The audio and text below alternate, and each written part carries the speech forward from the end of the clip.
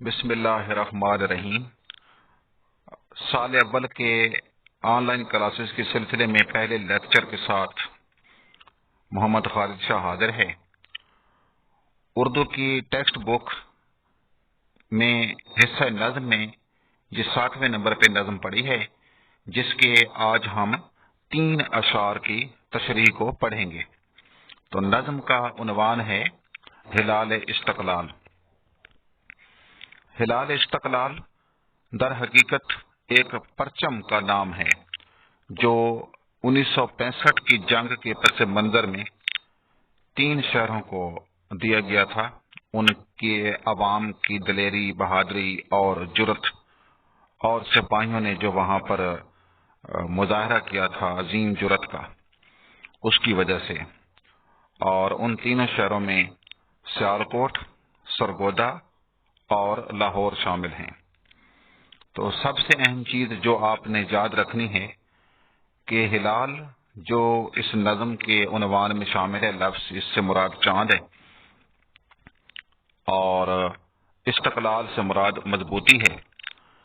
مضبوطی کا چاند، در حقیقت یہ نام اسی پرچم کا ہے جو 3 شہروں پاکستان کے سرگودا، لاہور اور سیالکوٹ، ان کو اس وجہ سے دیا گیا تھا کہ 1965 کی جنگ میں ان شہروں کے عوام نے جرت اور دلیری کا مظاہرہ کیا تھا۔ اس کے ساتھ یہی وہ محاذ تھے جہاں پر 1965 کی جنگ میں ہمارے پاکستان کے سپاہیوں نے جرت مندانہ دلیری، شجاعت اور بہادری دکھائی تھی، جس کی وجہ سے آج ہمارا پاکستان اور اس کی سرحدیں محفوظ ہیں۔ تو جو آپ کو اس وقت پرچم نظر آ رہا ہے، یہی ہلال استقلال ہے۔ اگر اس پرچم کو دیکھیں، اس کے سفید حصے پر 2 زبانیں استعمال کی گئی ہیں، اردو اور بنگالی۔ پھر ان 3 شہروں کے نام بھی اس کے ساتھ درج ہیں: لاہور، سیالکوٹ اور سرگودا۔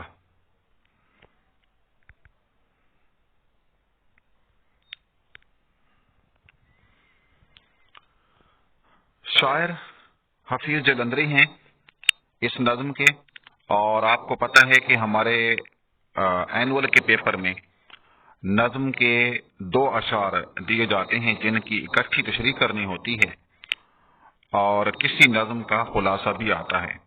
تو نظم کی تشریح کے 2 اشعار کے 8 نمبر ہوتے ہیں جن کی اکٹھی تشریح کرنی ہوتی ہے، اور ساتھ نظم کا عنوان اور شاعر کا نام بھی لکھنا ہوتا ہے جس کے 2 الگ نمبر ہوتے ہیں۔ تو تشریح کا سوال 10 نمبر پر مشتمل ہوتا ہے نظم کے حوالے سے اگر ہم دیکھیں، اور ساتھ نظم کی اہمیت اس لحاظ سے بھی ہے کہ 5 نمبر کا خلاصہ بھی سوال نمبر 5 کی شکل میں اینول میں آتا ہے۔ تو 15 نمبر کی تیاری ہوتی ہے جب ہم کسی نظم کو ڈیٹیل میں پڑھتے ہوتے ہیں۔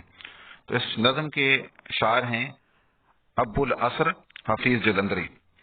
یہ 1900 میں جلندر میں پیدا ہوئے، اسی وجہ سے ان کو جلندری کہا جاتا ہے۔ غزل اور نظم دونوں میں ان کا کمال ہے، اور گیت نگاری میں بھی انہوں نے بہت نام پیدا کیا ہے۔ نغمہ زار، سوز و ساز، طلخابہ شیریں، یہ ان کی کتابوں کے نام ہیں۔ ان کی ایک شرح آفاق نظم شاہ نامہ اسلام بھی ہے جو بہت طویل نظم ہے۔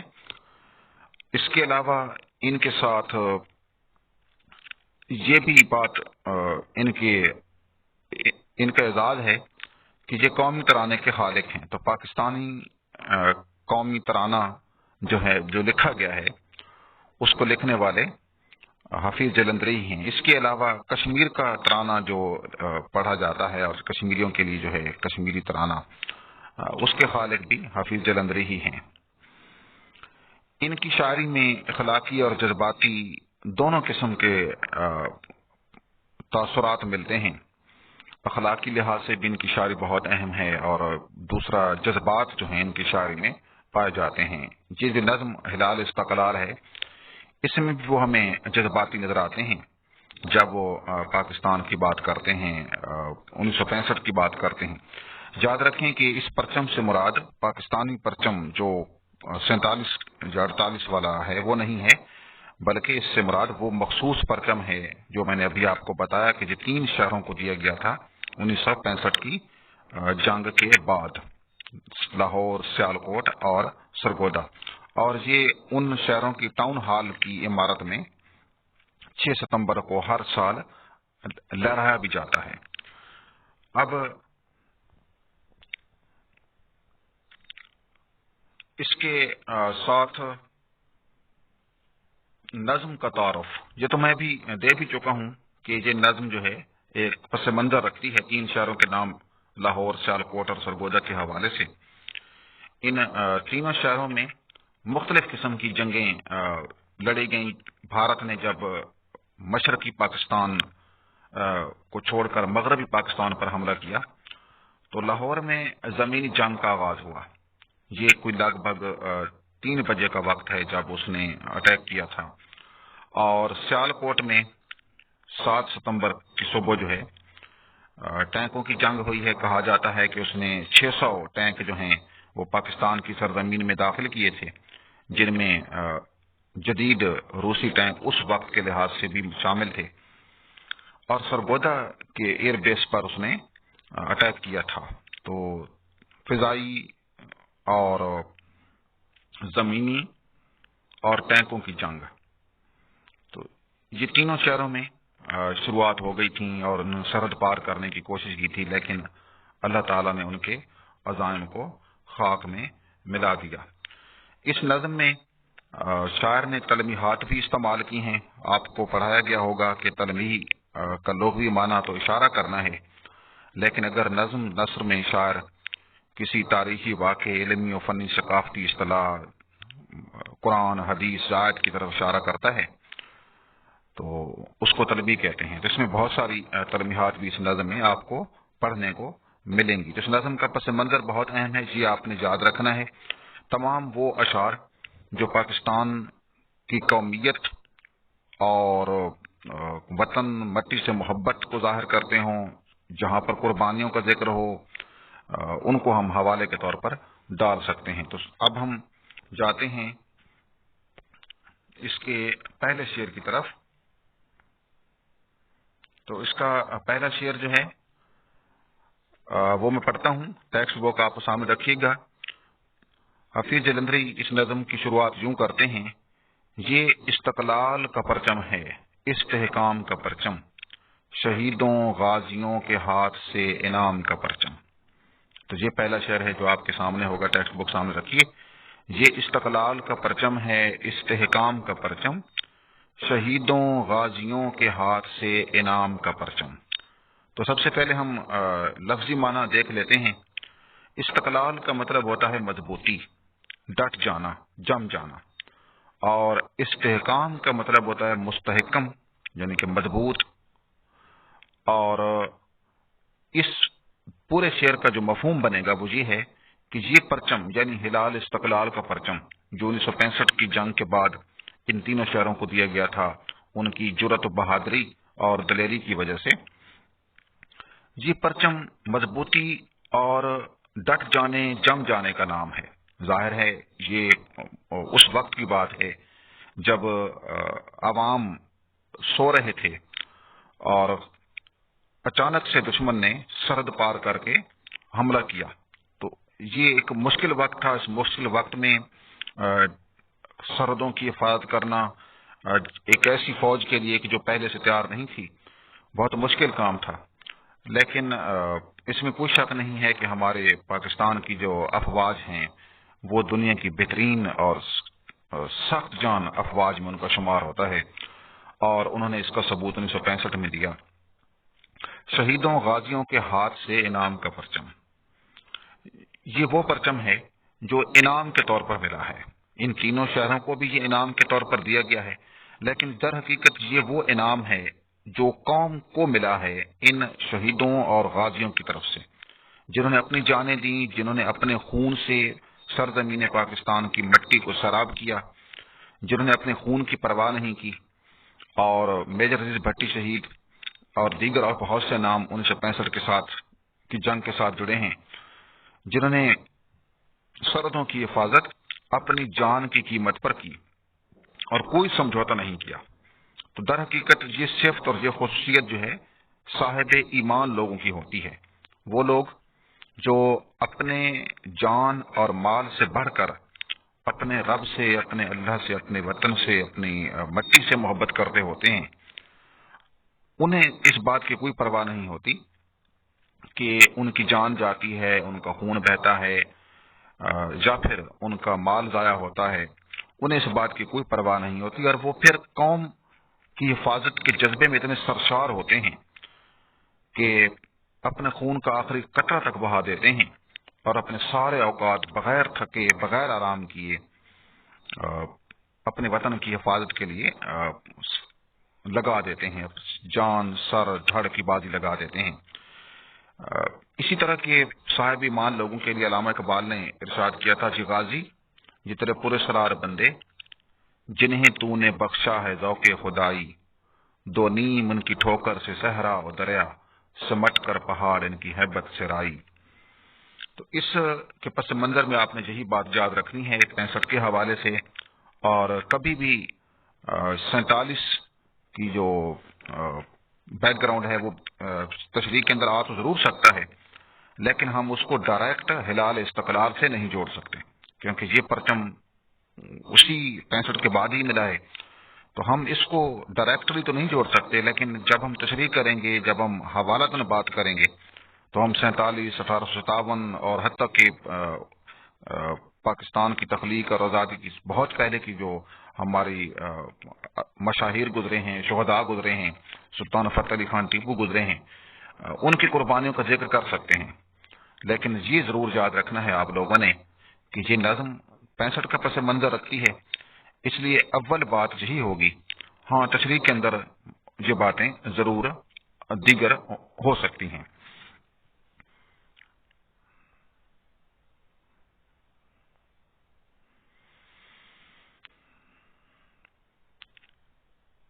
اس کے بعد ہم شعر نمبر 2 کی طرف بڑھتے ہیں۔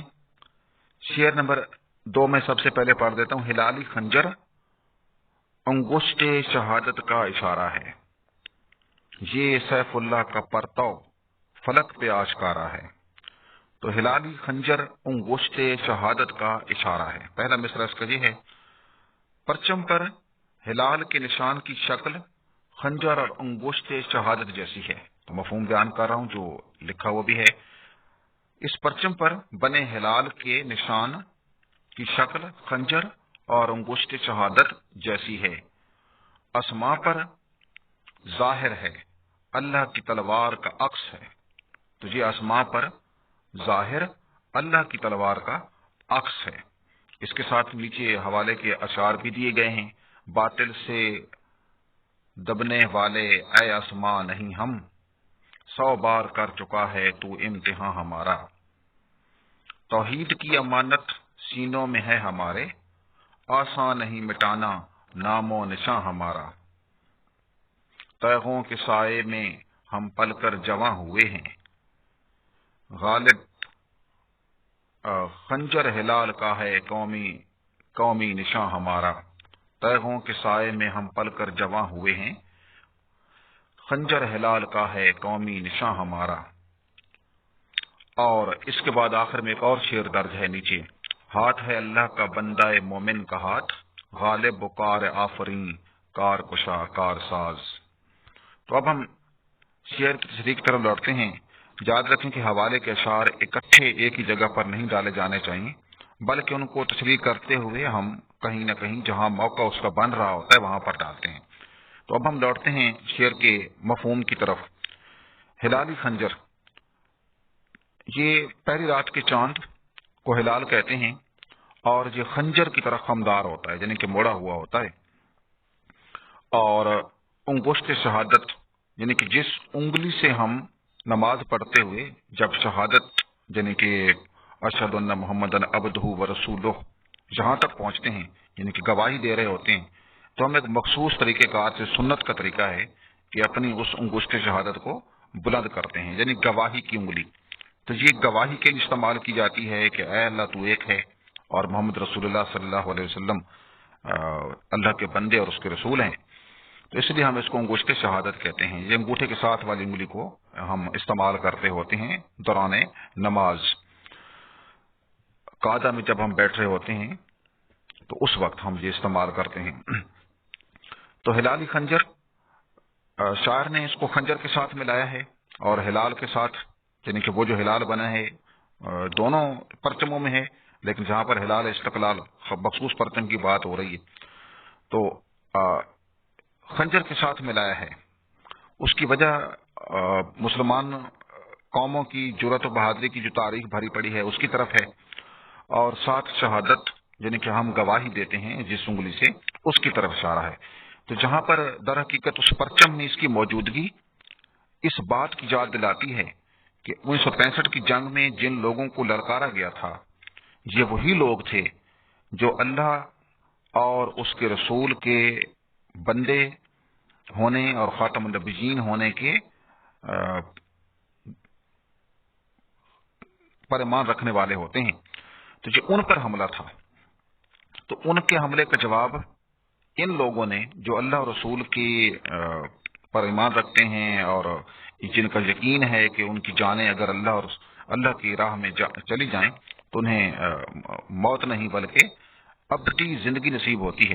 تو ظاہر ہے ایسے لوگوں کے ساتھ جنگ مول لینا ان کے لیے در حقیقت ایک بہت بڑا فتنہ ثابت ہوا اور وہ اس میں بہت ناکام ہوئے، انہیں منہ کی کھانی پڑی،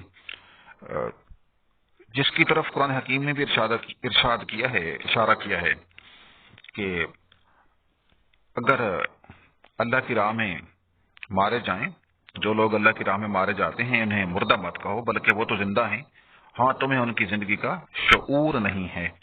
اور ایک اور قرآن حکیم ارشاد فرماتے ہیں کہ وہ اللہ کے ہاں سے رزق پاتے ہیں۔ تو یہ حملہ ایسے لوگوں پر تھا جس کا نتیجہ ظاہر ہے ویسا ہی نکلنا تھا جو 65 کی جنگ میں دشمنوں کو سامنا کرنا پڑا۔ یہ سیف اللہ کا پر تو آگے وہ تاریخی طور پر بھی اسی بات کا حوالہ دیتا ہے۔ سیف اللہ کا مطلب ہے اللہ کی تلوار، تو جہاں پر جو طلبی ہے، طلبی یعنی کہ خالد بن الولید کی طرف اشارہ ہے، جنہوں نے جتنی جنگوں میں حصہ لیا کسی میں بھی شکست نہیں کھائی، اور اللہ رب کے رسول صلی اللہ علیہ وسلم نے سیف اللہ یعنی کہ اللہ کی تلوار کا لقب عطا کیا۔ پرتاؤ کا مطلب ہوتا ہے عکس۔ تو اس پر یعنی کہ جو پرچم ہے اس پر حضرت خالد بن الولید کی دلیری، بہادری اور کبھی شکست نہ کھانے والا جو ان کی تاریخ ہے، جو ان کی عزم و ہمت ہے، جرأت و بہادری ہے، اس کا عکس ملتا ہے۔ یعنی کہ یہ ہسٹری ہے، اس کو اگر پیچھے لے کر جائیں تو تخلیق پاکستان جب ہوئی تھی تو یہ ایک نظریاتی ملک تھا، اور جس نظریہ کو لے کر یہ بنا تھا وہ نظریہ وہی تھا جو کوہ صفا پر آپ صلی اللہ علیہ وسلم نے 1400 سال پہلے اعلان فرمایا تھا، جس سے دنیا دو حصوں میں بانٹ گئی تھی، یعنی کہ ایک مسلم اور دوسرے غیر مسلم۔ تو اسی میں اسی مذہب اور اسوہ حسنہ پر چلنے والے لوگ جو ہیں وہ اپنی جانیں دیتے آئے ہیں دین کی راہ میں اور اللہ رسول کے دین کی سربلندی کے لیے، جن میں حضرت خالد بن الولید بھی ہیں، سلطان صلاح الدین ایوبی اور دیگر بہت سے نام اس کے آگے بھی آئیں گے اس نظم میں۔ تو جہاں پر شاعر کہتا ہے اس کی تاریخ صرف 65 سے شروع نہیں ہوتی بلکہ یہ تو بہت پرانی ہے، یہ اسی تسلسل، اسی روح، اسی جذبے کا ایک حصہ ہے جس کا آغاز کوہ فراں کی چوٹی سے آپ صلی اللہ علیہ وسلم نے کیا تھا، اور فلک پہ آشکارا ہے، یعنی کہ بلند ہے، آشکارا ہے، ظاہر ہے، فلک آسمان، یعنی کہ اس کو نیچے دکھانے والے جو آئے تھے عزم لے کر اس کو نیچے دکھانے کا، اور وہ خود نیچے ہو کر رہ گئے، وہ خود پست ہو گئے، جو اس عظمت اور بلندی کے حامل پرچم کو، یعنی کہ پاکستانی پرچم کو یا اہل اسلام کے عزم و ہمت کو نیچے دکھانا چاہتے تھے، وہ پھر ناکام ہوئے اپنے مشن میں، اور اس کے مقابلے میں یہ لوگ جو در حقیقت ان کے مقابلے میں مادی لحاظ سے اور وسائل کے لحاظ سے کمزور تھے، لیکن چونکہ یہ یقین باللہ اور محبت رسول سے سرشار تھے، اس لیے اللہ رب العزت نے اپنے خاص انداز سے ان کی مدد نصرت فرمائی اور ان کو منہ کی کھانی پڑی۔ وہ پھر لوٹ گئے اپنے سارے ارادے ناپاک اپنے ساتھ لے کر۔ اللہ رب العزت نے انہیں مسلمان پاکستانی فوج کے ہاتھوں ایک کھلی اور واضح شکست سے دوچار فرمایا۔ تو یہ شعر نمبر 3۔ اب پڑھتے ہیں ہم تو تیسرا شعر جس کو میں پڑھنے جا رہا ہوں وہ ہے: ہلالی خنجر قومی عطیہ ہے شہیدوں کا، جو خود قربان ہو کر بھر گئے دامن نبیدوں کا۔ ہلالی خنجر قومی عطیہ ہے شہیدوں کا، جو خود قربان ہو کر بھر گئے دامن نبیدوں کا۔ تو عطیہ سے مراد وہ ایک انعام ہے، جس طرح پہلے ہم پڑھ چکے ہیں تحفہ ہے، اور پھر وہی لفظ اس نے استعمال کیا ہے ہلال خنجر، یعنی کہ وہی خنجر وار و ہلال دونوں کو اس نے اکٹھا کیا ہے شہیدوں کا۔ تقریباً وہی بات ہے اس میں شعر میں، اور کوئی نئی بات ایسی نہیں ہے۔ یاد رکھیں کہ نظم در حقیقت ایک ہی موضوع پر لکھی جاتی ہے، تو ہم اس میں غزل جیسا تنوع تو نہیں ڈھونڈ سکتے، یعنی کہ ایک شعر میں کوئی بات ہو دوسرے میں کوئی، تو نظم میں ایک ہی بات ہوتی ہے شروع سے لے کر آخر تک۔ تو اس پورے نظم میں جہاں ہم دیکھ رہے ہیں شروع سے آخر تک ہمیں ایک ہی موضوع ملے گا، اور وہ یہ موضوع ہے کہ پاکستانی مجاہدین نے، سپاہیوں نے، افواج نے جو قربانیاں پیش کی تھیں 1965 کے حوالے سے۔ تو یہ پرچم خنجر کی شکل میں بنا ہوا ہے، ہلال شہیدوں کی طرف سے عطا کردہ ہے۔ یہ وہ عطیہ ہے ان لوگوں کا جو خود قربان ہو کر باقی لوگوں کا دامن خوشخبریوں سے بھر گئے تھے۔ تو یہ اس کا مفہوم ہے، یعنی کہ یہ وہ عطیہ ہے، قومی عطیہ ہے، قوم کو ملا ہے شہداء کا، جنہوں نے اپنی جانیں تو قربان کی ہیں، لیکن اپنے وطن کی مٹی پر آنچ نہیں آنے دی، اور قوم جو کہ اس وقت نیند میں تھی، یہ لوگ بیدار تھے، اور انہوں نے اپنے خون سے قوم کی نیندوں کی حفاظت فرمائی۔ انہوں نے سردوں پر جانیں دی اور ایسے ڈٹ گئے کہ دشمن کو ایک قدم جو اس نے آگے بڑھایا تھا لوٹ جانے پر مجبور کیا۔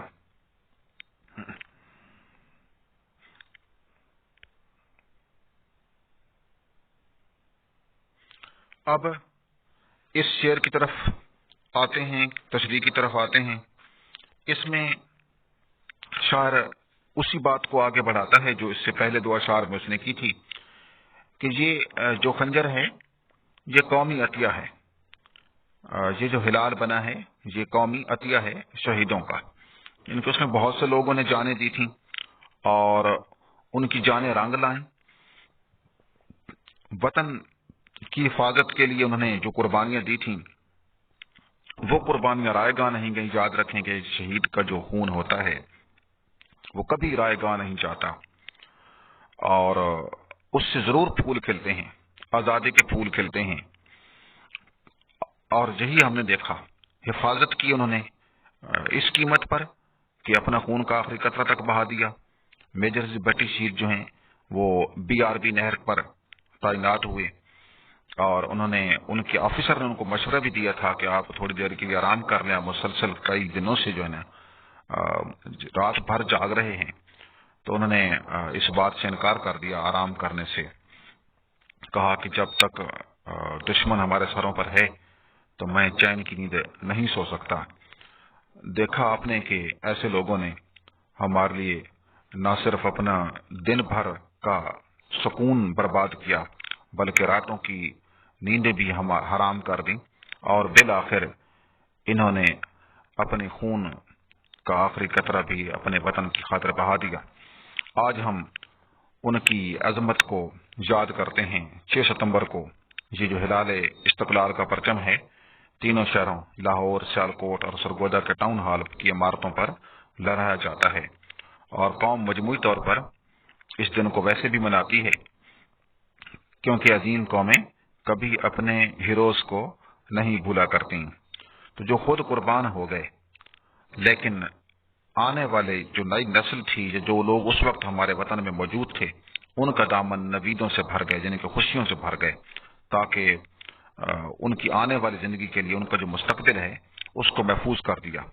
तो ये वो लोग होते हैं जो अपनी जानें देकर भी दूसरों की नींदों की हिफाजत किया करते हैं।